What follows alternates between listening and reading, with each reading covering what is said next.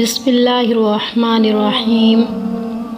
اگر اللہ نے تمہاری چاہت نہ دینی ہوتی تو اب تک تمہیں صبر دے چکا ہوتا۔ اللہ ان دعاؤں کو کبھی نہیں بھولتا جو تم نے اس کی رضا کے لیے قربان کر دی۔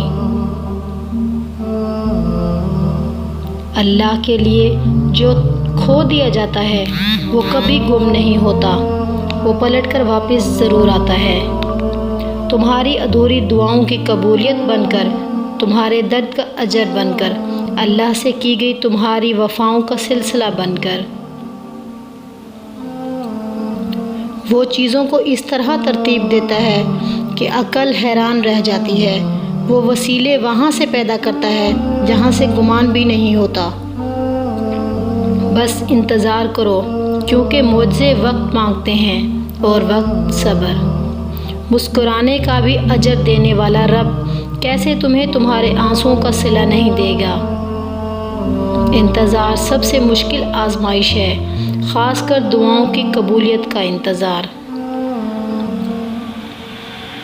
جب آپ کو دعائیں مانگتے ہوئے ایک لمبا عرصہ گزر چکا ہوتا ہے تو ان کا جواب کہیں سے نہیں مل رہا ہوتا، تب تو یہی وہ دعائیں ہیں جن کے لیے اللہ نے آپ کے لیے معجزے بنائے ہیں۔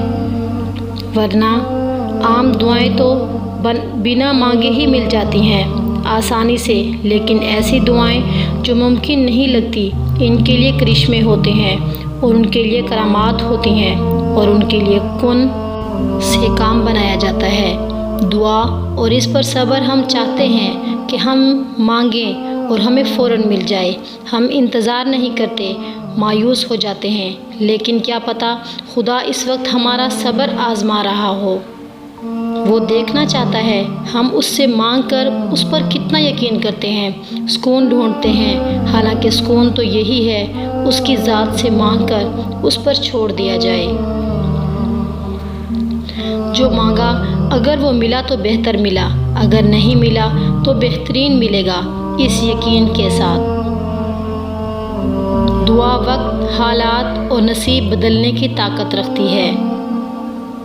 اللہ پاک قرآن مجید میں فرماتے ہیں، کہہ دو میرے ان بندوں سے جو نا امید ہوئے بیٹھے ہیں، ڈرو نہیں اور نہ ہی غم کرو، میں تمہیں بچانے آ رہا ہوں۔ ایک اور جگہ فرماتے ہیں کہ کہہ دو میرے ان بندوں سے جو شک میں مبتلا ہیں اور در حقیقت میں توکل کرنے والوں سے محبت کرتا ہوں۔ جب تم اپنی رضا میں اللہ کے نبی کی رضا شامل کر لیتے ہو تو تمہاری رضا کے رد ہو جانے کا سوال ہی نہیں پیدا ہوتا۔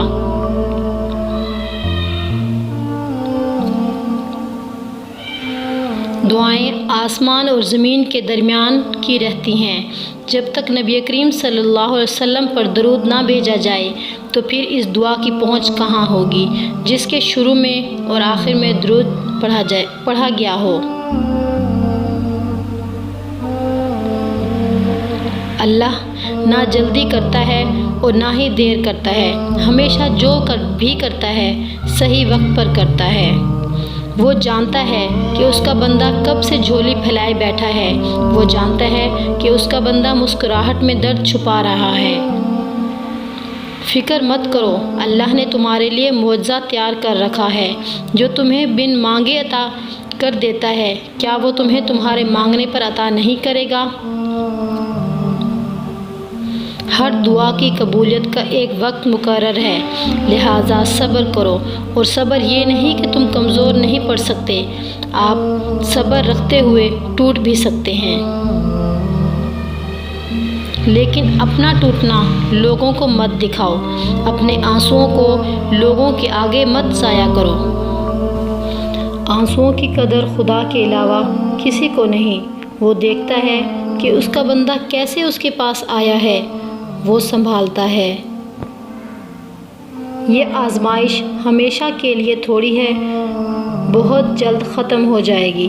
تمہارا کام ہے بس دعا مانگنا، اللہ پر توکل رکھنا، بس وسیلہ بنانا، راستہ بنانا اور تمہیں منزل تک پہنچانا صرف اس اللہ کا کام ہے۔